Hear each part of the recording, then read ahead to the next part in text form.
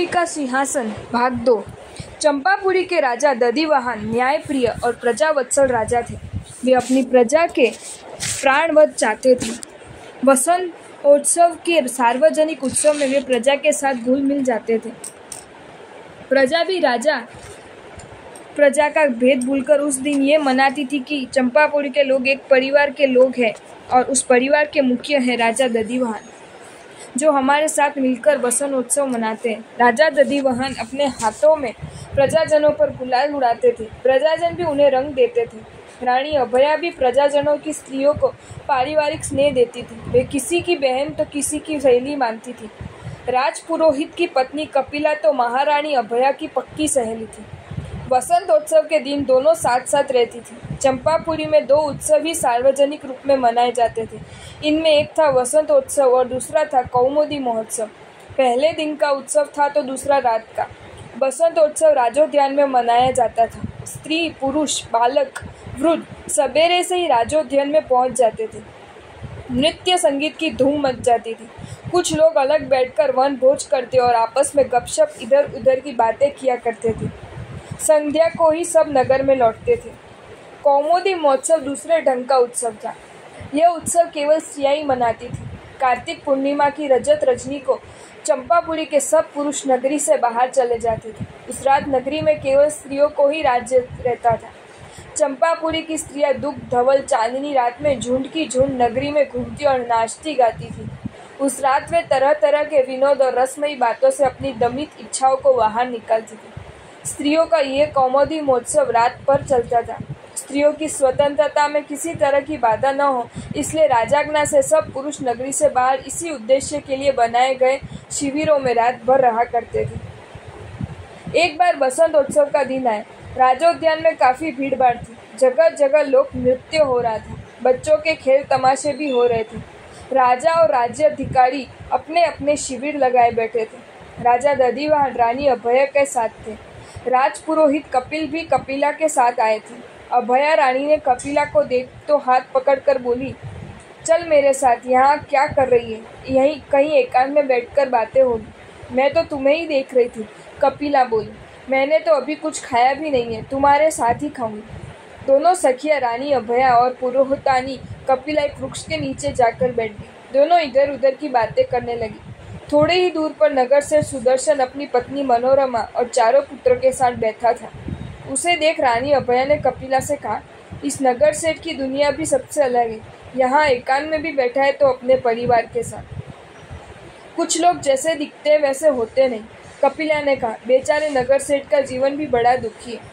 तू पागल तो नहीं है कपिला? रानी बोली। भला इसे क्या दुख हो सकता है? निरोग शरीर, अपार धन, सुंदर पत्नी, आज्ञाकारी पुत्र, और क्या चाहिए नगर सेठ को? मैं तो क्या कहूँगी कि चंपापुरी में सबसे सुखी किसी एक व्यक्ति को चुना जाए तो सेठ सुदर्शन ही चुना जाएगा। तोता भी यही समझता है कि सेवल का फूल बहुत सुंदर है, कपिला बोली। लेकिन जब वह उसमें चोंच मारता है तो उस सुंदर फूल में रुई निकलती है, नीरस रुई। दूर से तो सेठ सुदर्शन का जीवन सभी को सुखी लगेगा, पर जो बात मैं जानती उसी के आधार पर कह रही हूँ कि भीतर से तो सुदर्शन बहुत दुखी है। ऐसा तू क्या जानती है? रानी ने कहा, क्या तूने कभी चोंच मारी थी? कपिला झेप गई। मन की बात कहने का सूत्र ढूंढने लगी। रानी ने उसे पुनः कुरेदा। भीतर का दुख चिंता होता है, पर सुदर्शन के मन में चिंता होगी ऐसा भी मुझे नहीं लगता। इसके चेहरे पर विषाद का लेश भी नहीं है। आखिर तू क्या जानती है? रानी समझ गई कि कपिला का सुदर्शन से पाला पड़ा है। उसने उगलवाने के लिए कहा, पर तू जानती कैसे? क्या ये 4 पुत्र इसके नहीं है?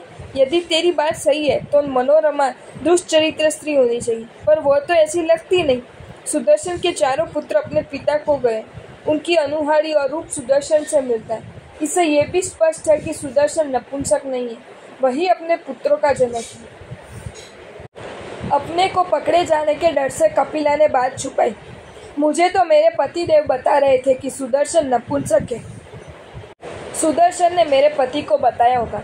तू छुपा रही है, रानी बोली। तूने जो देखकर कहा था कि मैं अच्छी तरह जानती हूँ कि सुदर्शन स्त्री के लिए अयोग्य है। अच्छा तरह जानने का तेरा क्या मतलब हुआ? मुझसे कुछ मत छिपा, बता तू कैसे जानती है? कपिला को बताना पड़ा। उसने पूरी घटना रानी अभया को बता दी। रानी बड़े जोरों से हंसी और बोली, कपिला तू मूर्ख बन गई, सुदर्शन चतुर निकला। धोखा खा गई तू, उसने तुझे झांसा दिया है, तूने हाथ में आए पंछी को जाने दिया। सुदर्शन ने तुझे मूर्ख बनाकर अपनी शील की रक्षा कर ली।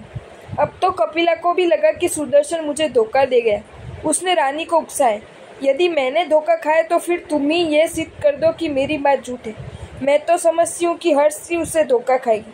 मुझ जैसी सुंदर स्त्री का कोई नपुंसक ही ठुकरा सकता है। मैं समझती हूँ कि सुदर्शन नपुंसक ही है।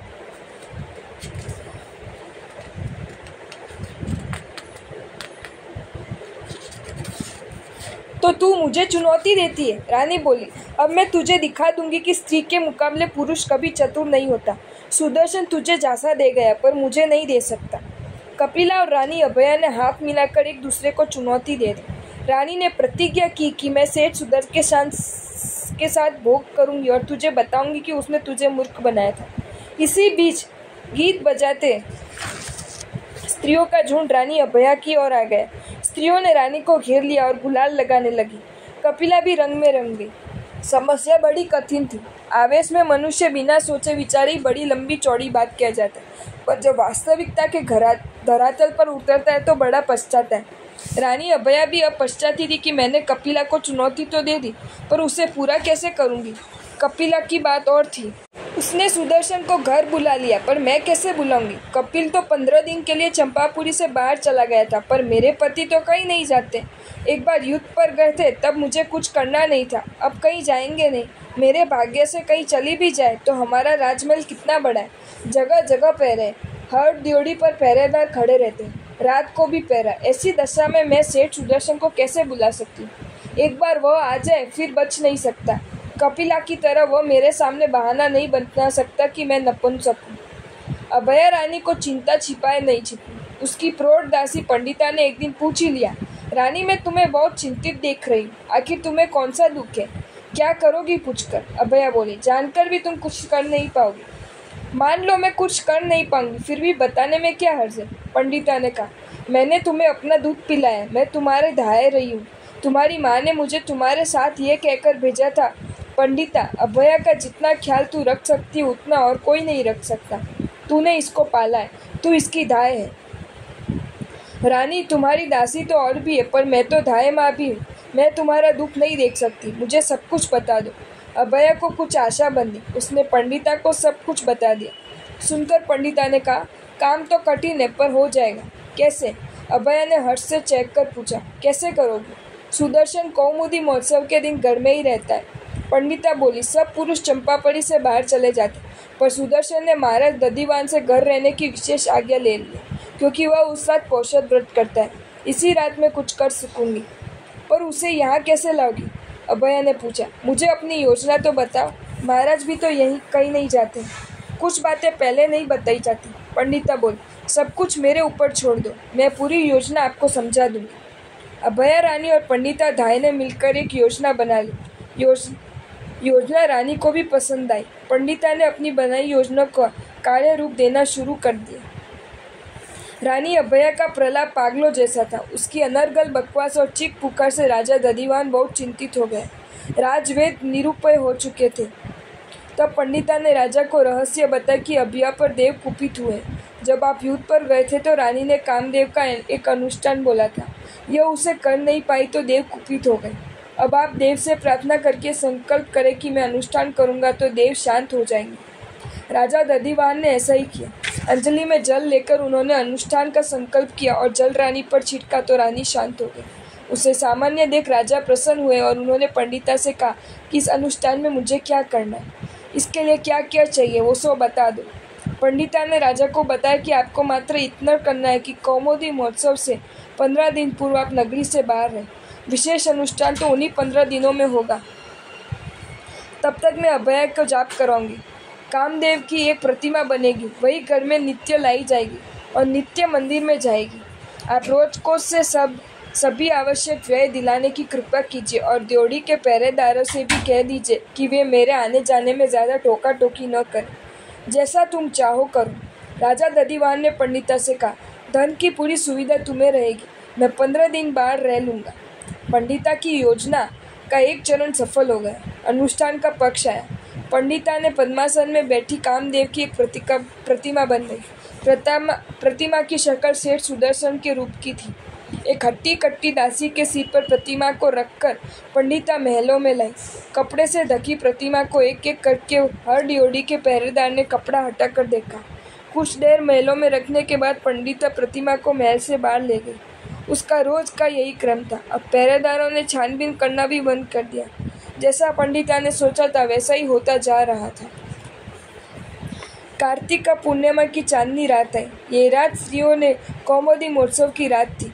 राज आज्ञा से नागरी के सभी पुरुष नगरी से बाहर चले गए। राजा दधिवाहन भी नगरी से बाहर शिविर में थे। सभी पुरुषों के लिए नगरी से बाहर शिविर बन गए थे। नगर सेठ सुदर्शन ने राजा दधिवाहन के नगरी में रहने की विशेष अनुमति ले ली थी। वह पौषध गृह में रहकर धर्म ध्यान में बैठा था। दासी को लेकर पंडिता पौषध गृह पहुंच गई। ध्यान में डूबे सुदर्शन को दासी ने सिर पर उठा लिया। उसे कुछ भान हुआ कि मुझे कोई उठाकर ले जा रहा है, पर उसने कोई प्रतिघोध नहीं किया और सोचा जो हो रहा है उसे होने दो। धर्म के मार्ग में जो भी कठिनाइयाँ आती है वे ऊंचा चढ़ने की सीढ़ियाँ होती हैं। मैं हर उपसर्ग को सहूंगा, पर ध्यान से विचलित नहीं होना है। अगर आपको ये वीडियो अच्छा लगा हो तो इस वीडियो को लाइक करें और मेरी channel Jain facts and stories को सब्सक्राइब करें। धन्यवाद।